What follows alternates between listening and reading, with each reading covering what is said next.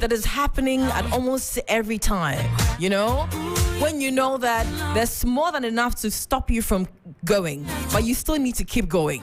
You know what I mean? And you're looking for the right energy. Please, how about this song, Overcomer from Mandiza? It is also a sick tune for Unedited. Another week, another show. Thank you so much for joining us. Last week, we had a blast first episode, and today, we're about to go out of the roof. Yeah, man. I hope you've had a great week so far. My week has been good. It's been fantastic. And tonight will just make it even better because I have been longing to do what I'm about to do today. Yes. You know when you've been admiring somebody from afar for so long, you know, and you're just looking for that right moment to get to meet her. And guess what? You don't only get to meet her, you get to have that conversation you've been dying to have. That's how I feel right now. My guest, ladies and gentlemen, is a woman with a lot of titles, you know, from a businesswoman to a speaker, global speaker, I should say, to a consultant, a life coach, and what? CEOs of businesses. Businesses. She's that kind of woman who walks into the door, and no matter how low you are on energy, there's a virtual energy drink that just rushes into your body and you're up and running again. That's right. And it's my pleasure to say that we share something in common. In fact, maybe two. I'll say one for the beginning because she happens to also have gone to the same senior high school I did. No, I happen to have gone because she's older than me, right? We are all products of Accra Girls Senior High School. Shouts to all the Agostas doing the listener right now.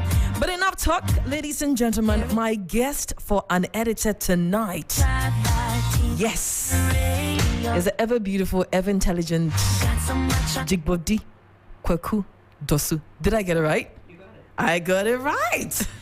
Good to have you here. Thank you for having me.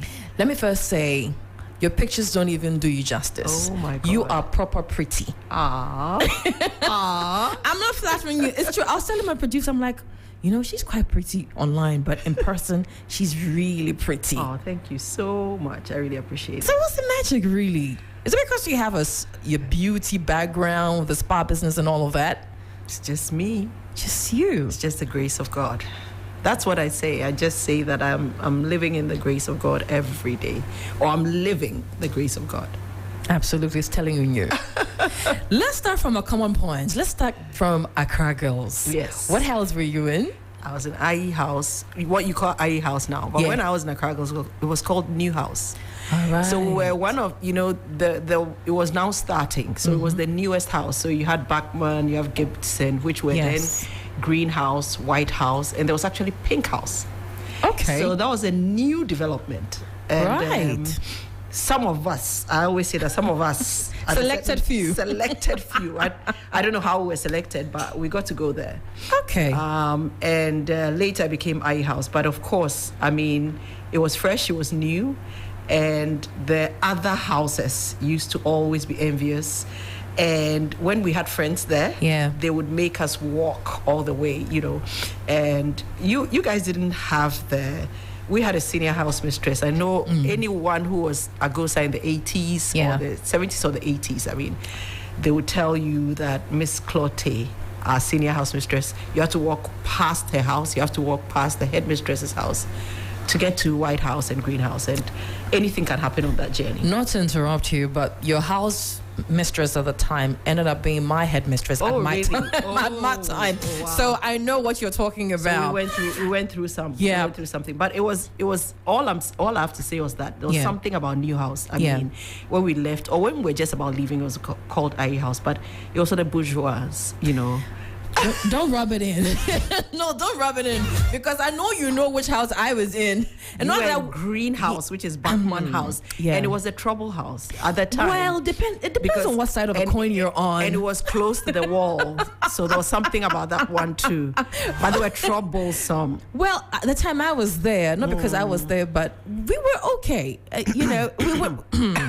We were not troublesome. We just didn't like IE people too much because some were trouble. Yeah, and they really showed us. I mean, they showed us they were troublesome. They made us feel it. Yeah, we didn't know what we were about. It's interesting because I mean, your background, you had your grandmom who was your role model for the longest time. Your mom had her own business going on. Your father was a lawyer, and he also had his own many other pockets of business going on. That's right. So it's safe to say that you came from a pretty good background. So how much of school really molded you in your journey? I mean, I always say that, I came from a pretty good background, but I also came from a background that really, there was no... so you have, I don't know, I mean, I think it still exists, but many, many years ago, you could have a parent that was known, like my dad was the chairman of Black Star Line, but everybody knows that in that home, the level of discipline, the level of, like, they don't care whether I'm at the top, you still go through it. And my grandmother was that person. And I think today, I mean, when I give a lot of credit to her, at some point, I think my dad just literally said he wanted me to have that. I mean, me as the girl, because, of course, we had all boys, and I was the only girl that came up. So he wanted me to have a bit of reality, let me say it. So my grandmother's, and I tell my grandmother's story a lot because she was literally an illiterate. She was a maid servant at 3 years old. She was given to somebody, a family, a couple. So she was raised the hard way. So even though she worked for everything she got, she didn't change the way she raised us.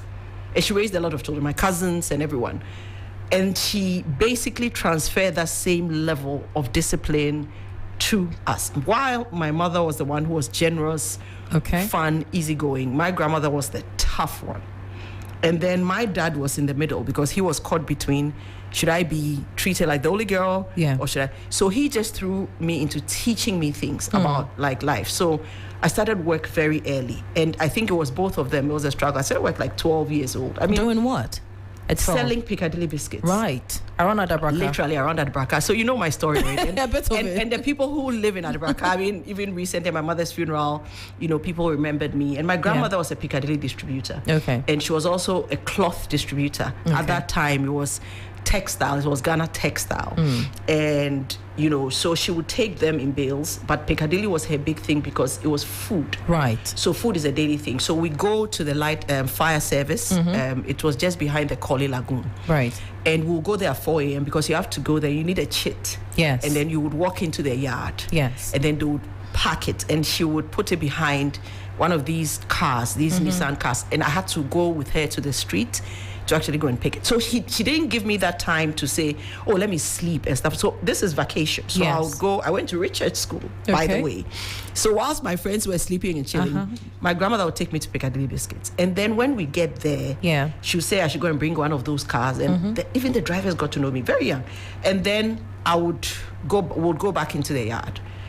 We would collect this Piccadilly, and then we would come to Adabraka Circle, it was around Circle, and she would pour it down, and we had to count every single one. Are you kidding me? So it wasn't like boxes. Yes. You count everything. Then when she finishes, when she gives it to her wholesalers and her retailers who come and take it, then she will take one of the zinc plates and actually put it on it and say, okay, Dzigbordi, it's time for, the name she used to call me, I don't want to say, but it's time for you to go. So was it where you got your desire for perfection?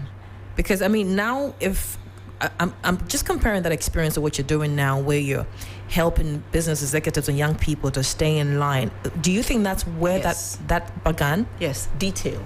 I mean, attention to detail, and that's why I tell people that you don't actually only learn in school. There are 3 ways to learn. I use it. I say you have qualification by experience, qualification by education, and qualification by exposure. Okay, and then the other one is qualification by emotion. But the qualification, I started mine with experience because it's like my socialization was that way.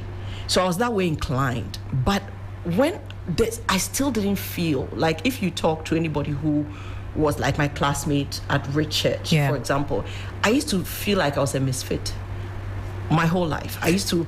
Interesting. Yes. Interesting you're talking about that. Yes. And I honestly, today when people look at me, it's like, hey, you've come... Because everybody had like a nice social circle. Yeah. So you go to this prep school and okay, they are the pretty girls. Mm-hmm.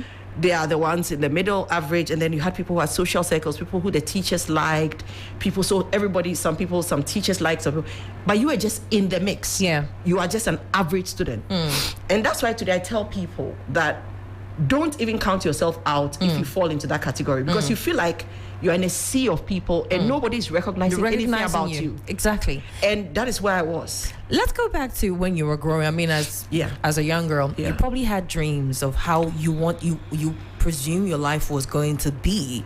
Probably, at a certain age do this and at a certain age do that and all of that. Did it turn out like that? What did you envisage? It turned out differently, but I wasn't surprised, because you see, I tell people the story that I think I was just, as a kid, I was a misfit. So it turned me into a restless person. Okay. So, it was interesting. It leads me to some of the thing I'll talk today about grief and everything.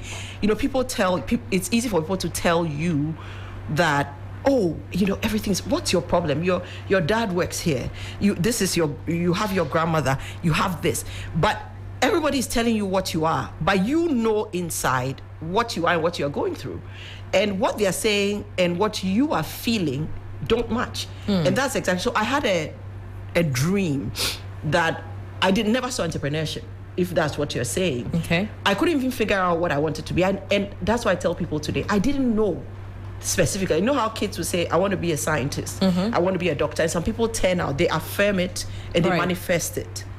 Are you any of the things you envisaged you'd be? I just knew that at some point, actually, one of the things I thought I was going to be was a lawyer. I mean, because my dad was a lawyer. So I just said it to say it. But I don't think that was what I really wanted to be, because I did manifest some of the things I said. But really, I thought, okay, I'll just go and be a lawyer because my dad is a lawyer. Yeah. Or because my grandmother, she always tells me, listen, if you're going to go the intellectual path, look at the things your dad is doing or your older brothers are doing. That is what maybe you can be. But if you want to understand life, then hang around me. She was very clear. Right. Because she said, listen, everything I'm doing now. So my grandmother self-taught herself English. From the house, she was a maidservant. She listened to the vowels and she learned. So by the time she stayed with them till she was like 15 years old. So 3, 4, 5, 6. Yeah. When she started going to school at around 13, 14, 15, she was going to like class 1 and class 2. And so at some point she just gave up. Interesting background. I mean, you remember when I said that the two things we had in common? I was raised by my grandmother as well. Okay. So I can so relate to a lot of things. And there's a third one. But I mean, that one I have to tell you a secret. All right. We actually share something like very, very, very common. And I'll show it to you in a minute. Okay. But it's a secret. I don't know whether I want to share it online, because now that'll be my name after that. It's okay. We'll talk about that. But let's come back to our subject matter, which is dealing with loss, grieving, and overcoming it to pursue. I mean, to keep your eye on the goal. I want to believe you were very close to your grandmother. Yes. You were very close to your father as well. Yes. And of course your mom as well. Yes. Which of them did you have to lose? Did you lose that had to, give your reality check and to the point that look, they're gone, I'm here, I need to keep moving? My father first. So my father went first. How old were you then? When my father went, I had just started. I just finished. He came for my graduation, actually. Okay. And then he left after my graduation. I was actually outside, and he left. And then within 3 weeks, he was gone. Okay. So that broke me, because I had not seen him for many, many years. You're right. Then he came for my graduation, and I think that was his goodbye. But then we had so much different times, and at that time he came with my mother. Okay. So when they returned, then I have my mom screaming on the phone 3 weeks later to say this was what has happened. Well, I had to come back to Ghana, but that was that whole period was a daze for me. So I can't kind of remember what I went through. I mean, now sometimes flashbacks come. Yeah. But the reality check was my grandmother. And with my grandmother, the reason why that was the first hit was, like you said, there have been, let me call it, 4 key pillars in my life. My father, my older brother, my mother, and my grandmother, my oldest brother, who is now like a dad and a mentor and everything to me. He's alive. So 3 of these pillars have gone within short periods. So my husband, my older brother, my dad, and my grandmother. Yes, that's where they are. So when my grandmother died, I was a speaker. I was actually on my way to speak in Switzerland, in Interlaken, Switzerland. I was with her before I left to the airport, and I was telling her, I just don't want to leave. I just did not feel like traveling. And she was the one who told me, she's like, go, you need to do this, So I, 2 things. To cut it short, I was happy she saw me at the stage of life that I had reached. But I was also sad she didn't see me go on further, because it was one of those things. This was one of my few international assignments that I was now getting. That was my global speaking stuff, and it was exciting. So I told her all about it. I actually wrote my framework next to her bed, and she told me to go. I got on the flight. When I landed, then I heard she had passed. That exact. So I landed within hours. She was telling me. So that was a reality check. That was when the decision was, do you go on or do you return to Ghana? Because how did you manage that? Exactly. This is a woman. And I was away, and I was just with her hours. So it was when I was on the flight that it happened. So I land, and then this is the first call I get, because I don't normally get. And the call came from my mom and my husband, who were together. My mom didn't know how to tell my mom. And everybody who knows me knows my relationship with my grandmother. Even the public knows, because she was literally the matriarch, the mother. I was raised by her. Even though my mother was around, she was traveling a lot. So I was raised by my grandmother. Like literally everything I know, waking up at 4 a.m., sweeping, mixing. I make a joke of the fact that when I was in Richards, she would mix muscatella with water and let me understand how to do economics. This is everything. So I learned, and I have this thing. So that was the first time I learned to challenge grief. What do you mean by that? Decide. Do you live with it and do what you have to do? Or do you give up and go where you have to go? Go where you have to go. Yes, because coming back to Ghana, there's nothing wrong with it. Because it's where I have to go. I have to be with my husband. I have to be with my mother. I have to be with my grandmother, at least in the vicinity. Or do I challenge grief, challenge what I was feeling to go? So it was a decision. And I've had 3 of those decision points. So that happened with my grandmother. With my husband, I tell the story every time. That same day that he passed, I got a coaching call. Somebody's calling with a problem. And I had just lost my husband. The person had no clue, and the person now calls me, and I had not even been able to basically assimilate. The same day your husband passed. Exact day. So I am sitting, and I had not answered any calls, and this phone kept ringing. And then the only call, I saw a call, and I said, let me just answer. What is this? Somebody said, so I was just on a Facebook group having a chat, and I'm having this issue, and somebody said I should call. Your name came up 4 times. Call Dzigbordi if you need to solve this problem you have. Dzigbordi is the one that I know. So everybody said, call Dzigbordi. So she calls, and she says, I had your number because of a relationship we had a long time ago, so I decided to try. And they started saying this. As she started saying that, I had a choice to answer the call to help her, or to answer the call to just say, listen, do you know what just happened to me? And I chose to listen to her. So for 3 hours, she was telling me her problems. Hold on. Let's just hold on, because we're talking about you who has just lost your husband that same day. And you receive a call from somebody who needs corporate help, coaching on a Facebook engagement. Yes. Who's calling persistently. They were in a Facebook group. They were in a group. Yes, and she sharing calls her you story. Yes. at that time. Yes. But you decided to attend to her. Yes. Why didn't you do the usual? Exactly. So that's the point. So at every single point, they always say that pain will never go away. You learn to live with it. That is one thing I've come to realize. So if you look at the ripples in my life, whether it is loss, whether it's business failure, whether it is miscarriage, so every single point, there has been some sort of loss. You've had miscarriages as well? 7, before I had my daughter. No way. Yes, 7. So it's not the kind of adversity we are talking about here. It's not the 7. 7. You had 7 miscarriages? Yes, ma'am.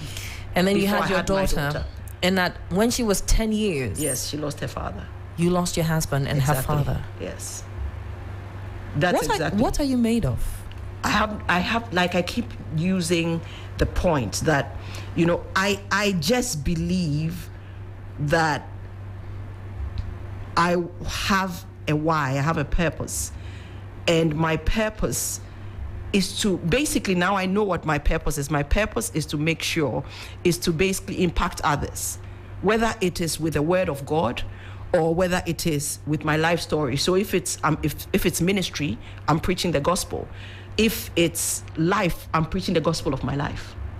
But that is what I have now understood, because every single point that I've been, people have reached out to me. And what I'm saying is that these are not things that people have not been through. But for me, I've been through all of them. You understand what I mean? So it's not like, okay, somebody says, oh, you're a widow, I'm a widow too. Okay. Oh, you lost your business and you had to build it. I lost my business too. Okay. You had a miscarriage. I had a miscarriage too.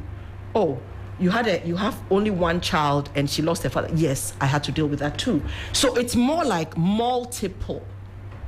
But the thing about it is, what do you do? Do you live with them as conditions or you express them as situations? So I had to decide whether these were situations that can be overcome or conditions that were permanent. It's a decision I had to make. It's a decision you have to make. Could it also be that, how some people defer grief and they defer pain? Like my daughter did, yes. So that you'd rather not entertain the grief at a certain point. So you keep postponing it. Was it the case for you that you just could not make room for it, but eventually? I'm trying to understand your psyche. You see, the thing about it is that I always tell people that I've now come to realize that grief is not something you really, it's better for you to grieve when it happens. But the thing about it is that you have to acknowledge yourself. So I have Miriam, one thing, I was just even telling my team yesterday. I used to talk about this thing maybe 20, 25 years ago. People say it, but a lot of people don't live it. I say don't live life by default, live life by design. Like you have to be very intentional about life. For everything, whether you build soft skills, whether you build public speaking skills, whether you communicate, everything has to be intentional. Now, let me go back to grief, loss, pain. Let me explain that. It's better for you to be in the grief and keep going within the grief. So I'm telling you the truth now, Miriam. I am here, okay, nicely made up and everything. That doesn't mean that if I go and sit in the car now, I may not take my lashes off and start crying. That doesn't mean that I am completely whole. And that is an acceptance I have to be. It's not even been a month that I put my mom in the ground. So if I break, it's okay. And that's what I want people to. And people saw me break. It's okay to break. When my husband died, I still helped that lady and helped her through. He died on Saturday. She actually found out on Wednesday. Before she called me and said, oh, I'm sorry. I had helped her with her problem. But I was still breaking day by day. So I still break. Okay, so I don't want to say I defer grief. Right. And that word strength is not strong. It is just empowering yourself to live in every moment. So I just want to tell you that if you're going through grief, loss, adversity, pain, tragedy, whatever it is that somebody is sitting down going through right now, at this moment, they should acknowledge it, accept it, and if they have to break, they can break. The only thing is, they must keep in mind that it is situational and not a condition, and that is where people have not Get it wrong. separated. Speaking of situational, I mean, Yes. we unfortunately we live in a society where people put tags on people, Yeah. and they bundle people up and put them in a certain stereotype. Yeah. You lost your husband. You've Yeah. had 7 miscarriages. Like you said, you've literally had all the misfortunes that and somebody would say, "Oh, I've had 1 or 2 of it," but you've had chronology, and Thank you. these are just few. So, I mean, when you were going through that process, did you have people who thought, "What is it about you Yes. that this Yes. and that Yes. and that?" Yes. And how did you deal with it? Because it's the truth about society. Yes. People tag people for Yes. whatever reason because of their circumstances. Yes, I even get calls that, listen, why are you sharing this story? Because then you're going to get a tag for it. Why are you telling people what you have been through? Why are you? And I believe in. And these being are close people. These are family people. They are. It doesn't matter close or. I mean, I get from all sorts. I get people who tell people who are close to me to tell me. I get stop people- talking. Yes, don't share. But the thing about it is that that's why I said that you have to get to a stage where you understand your why. And it's not, I want to separate this. It's not understanding why you're going through this. Understanding your why. Your why is different from why you're going through this, because people will use the word, "Oh, I was put through this for a reason and for a season." Yes, but I'm saying your why is what is clear enough so that when you're going through this, you don't keep it, you don't hide it, you don't bundle it. Miriam, there are so many seemingly strong people. Even we're sitting in the studio. Yes. There are 10 people here. Yeah. There are people that are in pain. There are people that have nothing in their pocket. Yeah. Listen, I have dressed up and gone to places with nothing, empty pockets. But everybody sees you and they think that you are the best of the best. I've been through that. I've been in situations where I'm dying inside. I'm literally crying, but I have a smile on my face. So really, people are going through things, and we have to be honest about it. And unless they see that somebody else has been through it and Yeah. come back from it, then they have hope. So what I give people is that knowledge that you actually have it. So me going bare and sharing my story is not to have fun with it. Oh, not at all. The idea is to Yeah. let people know that this is me. And one of the things that I've always thought about is the concept of social media. Right. One of the reasons why you find a lot of people depressed and even to the point of being suicidal, they see other people's pages. Yes, and they're influenced by the things they see And they that are do. influenced and they are comparing, Yeah. the life of comparison. Right. Okay. One of the things I said is, why won't I rather share my pain? Why wouldn't I rather share? Everybody's sharing gain. Yes. Okay. Now, I want to share the pain, but I don't want to share the pain as a condition Right. that I'm staying there. But I want to share the pain enough to say that, yes, it's a situation, but these are the steps to get To over overcome it. the situation. And so what I do in my coaching every day, whether it is a challenge or I tell people that I was one of the worst public speakers. Yes. I can believe that. I stood on stage and I peed. Literally, it was coming. No way. Yes. How old were you then? Oh, I was like maybe 14. I think I was. No, it wasn't 14. 18. 18 years. Yes, 18 years. Okay. And I was going to be 9 because I remember I was going to be 19. I was 18 years, 19 years, and now I was going. That was my first one. Right. And then the second one was between that period and when I really started business in like my early 20s, early 30s. I could not public speak. And when I started my business, I could not public speak. I used to go to personal development classes. I remember there's a story that I tell, and there was a guy, and the guy was like, "Who is this girl? I'm not going to talk." Whenever I ask questions, You don't say anything. You understand? And I used to be, so I tell people today when I see them in Yes. my sessions, I tell them I've been you, because I used to be there and today Yeah. this. So I remind them that the person didn't speak at 18. They can relate. They can relate. You are 23, Yes. 24, 25 years. You started a business. You have something great. Yeah. But you don't talk about it. We'll talk about the business bit, Yes. about starting businesses and Yes. losing it along the way and Yes. all of that.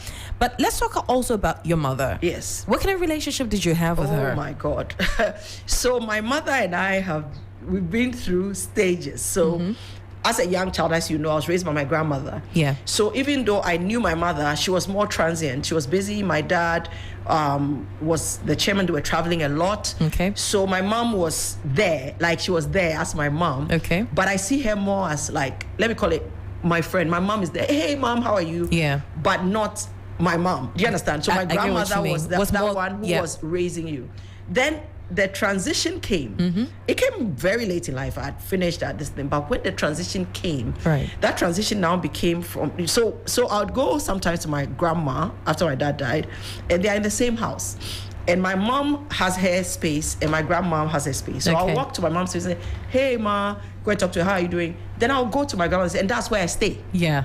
Do you understand? Yeah. And even though they were together, so it was like that for a while. Then all of a sudden, I remember my grandmother had a conversation with me. She says, you know, you have to take care of your mom. And when she said, I was like, what do you mean take care of your mom? I think all she was trying to say is like, you have to get close to your mom. Right. So she didn't, and she randomly said it. And I think and then I just started. So it's like when I go, I start talking to her.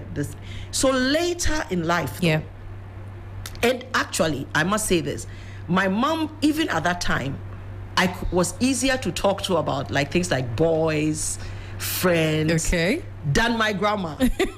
You dare not go there with her. Exactly. So I couldn't dare do that. So I think she gave me access with that. Because I hadn't seen her for, like, I don't see her often, but when I saw her, she always gave me access with, oh, so what's going on with that? Oh, tell me that secret. That kind of thing. Yeah. So she became that person. But then all of a sudden the relationship changed into a bond. Now all of a sudden I felt close. Like, I think that is why people always say that cord doesn't break. Right. Because it was an easy, that's why people can say, listen, we can get as far away from our moms as possible. When we get back or when we get close to them, it's like normal. So she became, now I cared. She was always, and my mom is that generous, loving person, but she's very carefree. And you had a very, she had a nickname. Yes. Americana. Truth to be told, it wasn't her nickname, it was her name. It was her name. Oh, okay. She was actually born whilst her dad was in the US. So she was actually named, is her Christian name, but so her Christian name is Americana. I'm telling you, Vivian Americana. And everybody used to think that was like her nickname. It was her name. Like how you have Dzigbordi. It's her name, her name. But people used to have fun with their name so much that it became like a nickname. And so that's the relationship. So we grew closer all the way till the end. Of course, I mean, when she passed, it was in my presence. How old was she? She was 79. And she was waiting for her 80th birthday. And she was alive, kicking. How far apart was she from the 80th? October 4th. It was going to be 80th. But she's been telling everybody since January 1st. Really, literally, I think she was just basically anticipating seeing her funeral, because basically she planned everything. She told us exactly what she was expecting for her 80th, how she wanted to look like, everything. I mean, she gave to the T. I mean, she gave the plan, who she wanted there, everything. And you were probably working on towards the 80th. So that's the plan we're doing. So nobody, I mean, this wasn't anticipated at all. And for me, it's more of the sudden nature. I mean, at a certain age, you expect that they go, but this is sudden, immediate, no time. It happened at one home? Talking. Or she was at the hospital? At the hospital. It's like she had an infection and she was gone. Wow. Yes. So that's what I'm saying. So there was 1 minute you have an infection, the next minute you are gone. That's the kind of thing. So that's what makes it. How did you take the news? Were you I was right there when she gave up. Yes. And I was shocked. I mean, it was very traumatizing. I'm not going to lie. And it brought a lot of memories back, because, I saw my husband when it happened to my husband, and I saw my mom too. So I've had to deal with both. And I'm sure you're looking at me like, how can you be sitting here talking like how you're talking? Yeah, because I'm human and I break too. And I could be saying this and I could be crying, and I could be saying this and I could be articulating, and I could be saying this and I could be smiling, thinking about them. Why am I going through this? And yes, I cry. Miriam, I'm not going to say I don't break, but I grieve. But the issue with it is, this is not permanent. Okay? I'm going to live with the death of my mother forever. I'm going to live as long as I'm humanly alive. I'm going to live with the death of my husband. I'm going to live with the fact that I've had 7 miscarriages. I'm going to live with the fact that I've lost my business. I'm going to live to the fact that my daughter has lost her dad. She's my only biological daughter who lost her dad. So I'm going to have to live with every single piece of it. The question is, what do I choose to do? And that is what I ask people every day. So I don't force people. What do I choose to do? Do I choose to coil? Miriam calls me and I say, I can't be there. I mean, that would... It will make sense to you, right? Yeah. Exactly. I guess it would make a perfect reason for not, showing up. I'm very sure there's somebody who's listening now who has gone through the loss of her parent, could be mother or father. There's somebody who's probably listening now who has lost their husband or their wife. There's somebody who is listening now who has probably had miscarriages and thinks they will never have a child again, ever. They probably haven't had 7. They probably had 1. They probably had 2. There's somebody now who doesn't even know the next step they're going to take in business. They tried, and in one of the biggest economic downturns that we've been through ever, they have probably lost everything. And I know people. And they've lost a business they gave everything to. They put in all their capital. They are listening to me now. Yeah. Or somebody they know is listening to me now. And the person is asking themselves, what do I do? And that is why I'm sitting here, Miriam. I'm not here to tell you life is perfect. No, I'm not here to tell you life is not painful. I'm not here to tell you that you don't lose. And I'm not here to even dare tell you don't break. I don't have that right. But I'm here to tell you that there is always an intention and a decision away from coming back. And coming back is not easy. Okay, so nobody should tell anybody, oh, you are going to be fine. Like I always tell people, when somebody is grieving, the worst thing you can tell them is you're going to be fine. Everything is going to be fine. How are they going to know that? How am I going to know that everything is going to be fine? So that's the question I have for somebody who is there right now, somebody who is listening to me right now, somebody who has been through a loss right now. People ask me, okay, so do I talk to people? So I'm angry at God. I talk to God. I was going to come to that. I mean, I know that you have very, very strong faith. Yes. That's for sure. You have a very, very strong faith. And it's probably the reason, the engine that keeps you running and going through all that you've gone through. Yes. But to be very realistic, there are times that you sit and have conversations with God and you ask them, why do you let all these things happen?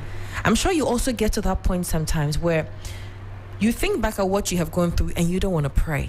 Yeah. And you don't want to even hear that same gospel song you love so much, that song that gives you so much hope. But if you know God, you don't have to pray. That's the thing, you don't have to do anything. You can lock yourself in the room and stay there.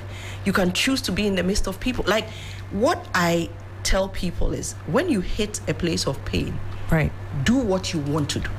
So that's my first therapy. Do what you want to do at that moment. What do you usually do?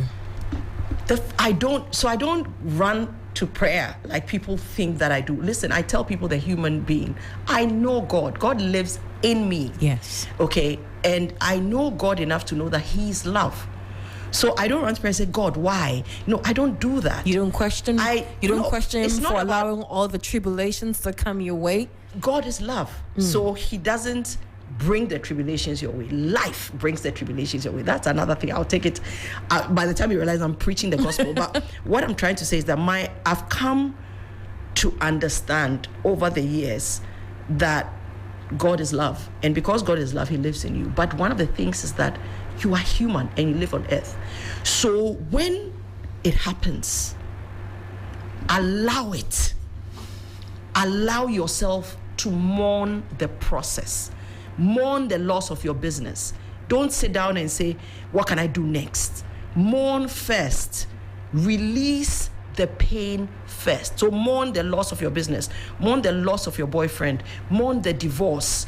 Mourn every separation, loss. And I mean, fear.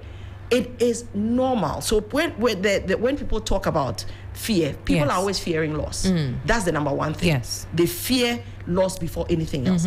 When it comes, mourn it, cry, break down, lie down, close the door, shut the door, do whatever. Decide not to pray. It is okay. And people say, pray. No. Where are you going to find the voice to pray? Where are you going to find the energy to pray? You don't have it. Listen, when the day I had to close down my business, what am I going to pray for? I mean, I'm human.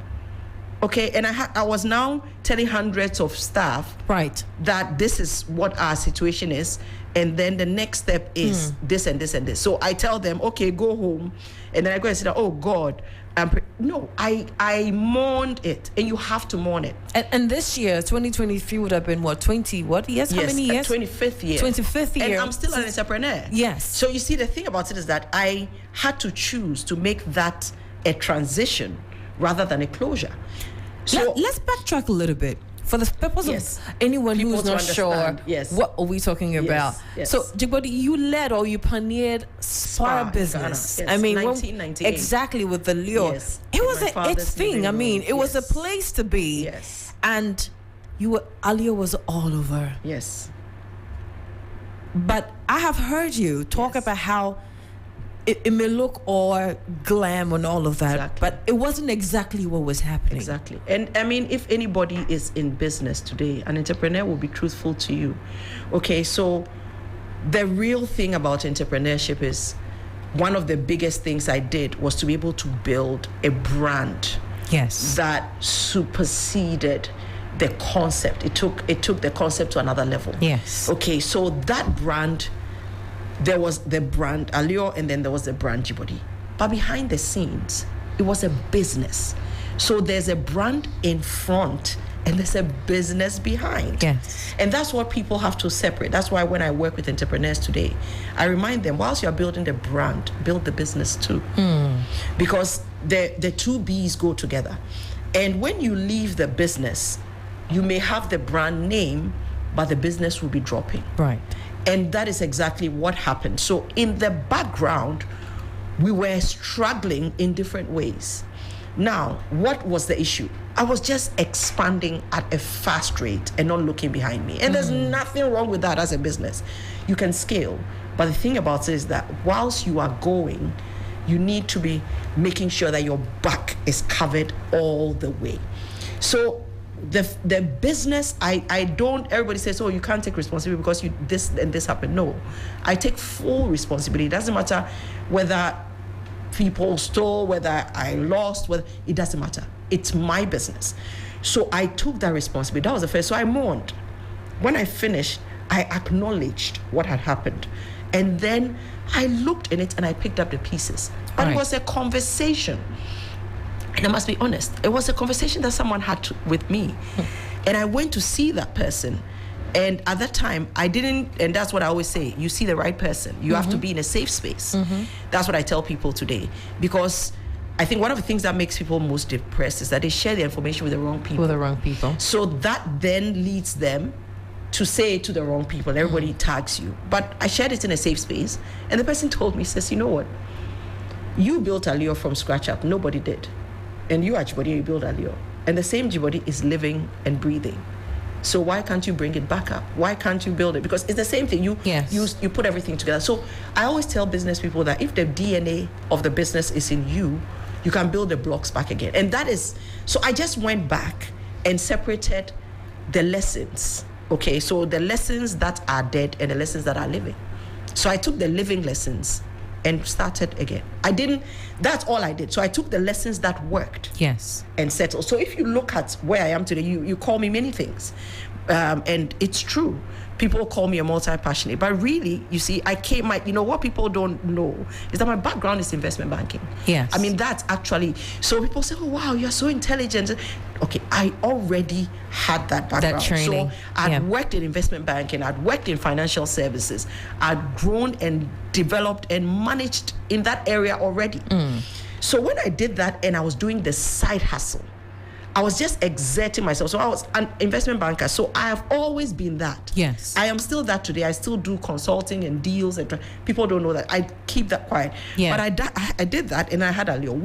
So every part of a business had made a transition. Whilst I was in Alio, right, then the expansion opportunities came. So I expanded one into the academy, Alio Academy. Yeah. So I had Alio Spa in the city. Yes. Then that was when I had multiple branches of the service itself. Then I had the Alio Academy. Then I started the Alio Sales and Distribution Company. Then I started the brand Kanshi. Then within Alio, I had Alio Kids, I had Alio Man. So you are talking about brands that have come together. Yes. What people didn't know is I had an events business. I had a catering company. And I you had were running all these businesses at the same time. And I had a restaurant. So just think of someone with 8 different units under them. So the crumble was not just automatic. It came suddenly. Looking back now, do you feel you took on too much? Yes. And I'll never tell anybody anything else. I think I expanded too fast, and I think I took on too much. When I decided to turn around, I decided to focus on my core competency, which was then wellness. My biggest pillars had been the knowledge I had and placed in the spa wellness industry. But what people didn't know is that all that time, when I was doing all of this, I was still doing what we call counseling and coaching today. Interesting. And I was studying. Oh, so this was a long time ago. I was studying. And that's what, so I tell people today, I was studying, I was going to school for this, because people will come into Alio, and I didn't know it was coaching then. Yes. But they'll come into Alio and then they'll come and talk to me about issues. And so because I didn't know how to go about it, I started studying, and I stumbled on it. And that's when I actually started being a certified high performance coach. And that's taking you around the world. Exactly. Doing all sorts of public speaking. Exactly. So that business, and I tell people today that the Alio concept, Alio came back. And that's what people don't know. But not in the same form that we had seen it in the beginning. So people thought, okay, Alio came back. What did you do? Alio actually came back, but when it came back differently.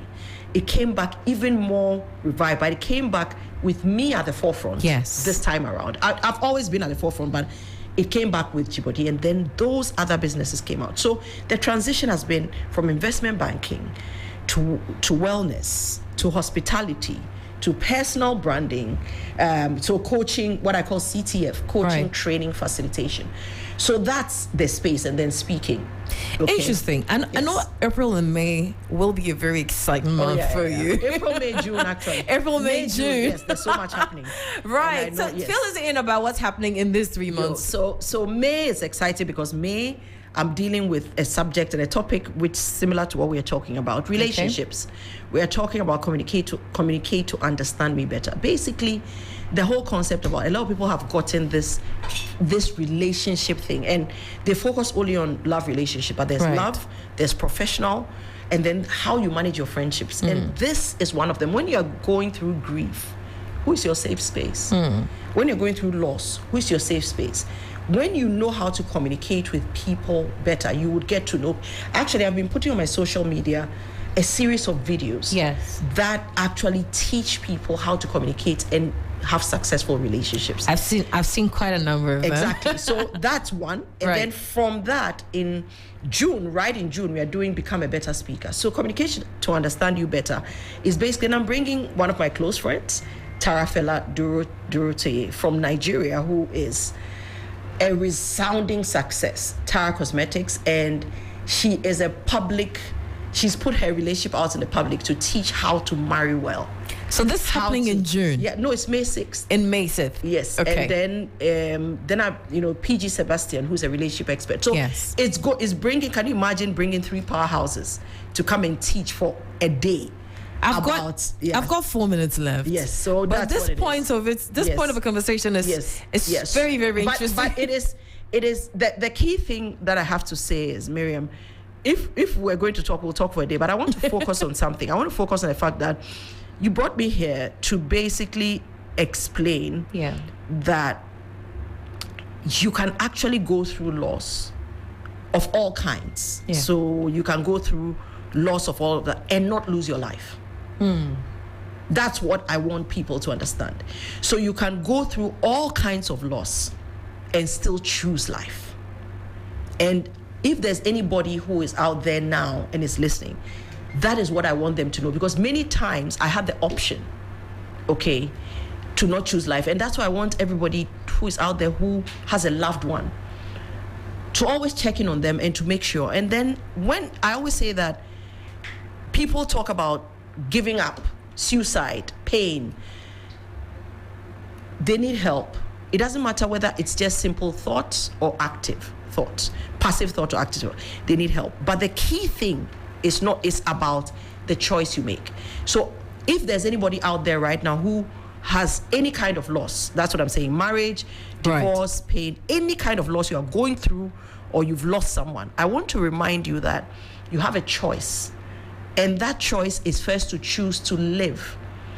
And that choice to live is not because you have a complete purpose. Purpose is transient. Purpose continues to uncover. I don't think I found my complete purpose. I think I've just found just a little cover. So don't expect, and one, people out there who judge people, let me just send you a message. Don't expect everybody to be perfect. Don't expect everybody to have a purpose. Don't expect everybody to be the best, because most people are average. I started as an average child. I started as a restless child. I started, let me use the word, extremely fat. I can't even. No way. Yes. I got to a stage where I was a size 20 US. Yes. And I have pictures. I've put it on social media before. People saw it, were surprised. It's there. It's still on social media. So I've been that. So anything you can think about, I have been through it. And so don't give up on that life, because that's what it is. So you have a choice to live. You can lose everything, and I'll just give what my mentor told me. That human being in you can bring everything back. Absolutely. Secondly, I am not sitting here as a perfect person. So when you see Dzigbordi, remember that I'm sitting here as a human being. But what I'm doing is that every single facet and aspect of my life is to tell you that every single aspect and facet of your life is possible. Before we go, what's that one thing, or that one moment that your daughter said something to you that completely changed your outlook about life?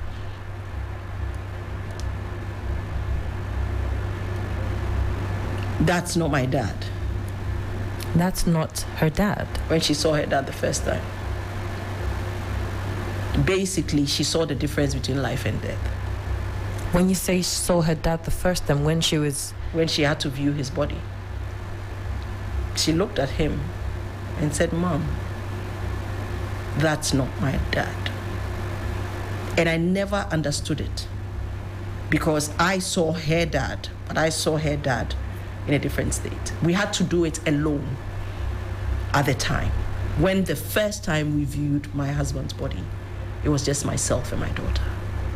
And when she walked down and stood there, she said, "Who is that? That's not my dad." And he looked exactly like him. Everybody who saw it knew exactly like him. Why am I sharing this?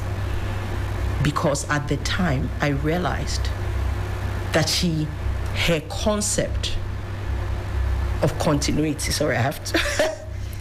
It's okay, you can take some time.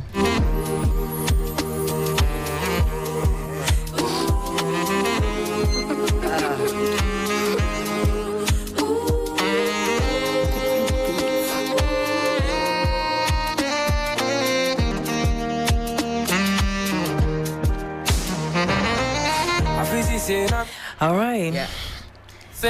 Yep. So that concept taught me that you have to teach a child. So when she said, "That's not my dad," what she meant was the father I knew was a living, breathing, happy father. So I made a choice to teach her memories of how to live, of how he helped her live, rather than teach her pain of his death. And that is how I've helped my daughter get through life. So today I'm telling everyone that death is not the option for many people. Most people who even consider giving it up all, they don't want to. They would only do it because they think they have to. But remind yourself, the same way my daughter said, that's not my dad. Look at negativity, suicide, pain, everything in the face and says, that's not who I am. Absolutely. And choose the other way. And when you do, it will take you to your next steps. Dzigbordi, Kwaku-Dosoo. Thank you so much for, first of all, agreeing to do this. I know, knowing you, I know that this is also therapy for you as well. Very, very good therapy. So for everybody who is, have heard everything that Dzigbordi has said, know that this is coming from a very, very, very deep part of her heart. Yeah. I want to thank you for making appointments, for being unedited and speaking without taking anything out. Yeah. Not holding back. Completely unedited, yes. Yeah. And so I want to share that. That's all it is. So thank you for having me, Miriam. And thank you, Dzigbordi. For those who want to learn more, they can always go to our social media pages at Dzigbordi Group, and they can find out more there about what we're doing today and how we've bounced back, and we're helping people to become the best, or I call it the bestest versions of themselves. All right. I want to say a big thank you to my Major Khan, the producer, of course, to Faustino on social media, to everybody else, to, of course, DJ BM, making sure that tech is in check, and Solution, and everybody else. And thank you, most especially, for tuning in to Unedited. We're back next week, Wednesday, God willing, with another interesting, inspiring, motivating story. I can't wait. I'm loving my Wednesdays, and I hope you are too. Do well to follow our social media handles, 3FM 92.7. My handle is Miriam Osei Agyemang on Facebook, and on Twitter is _real Miriam. Same on Instagram. I'm out. Have a good evening. Unedited with Miriam.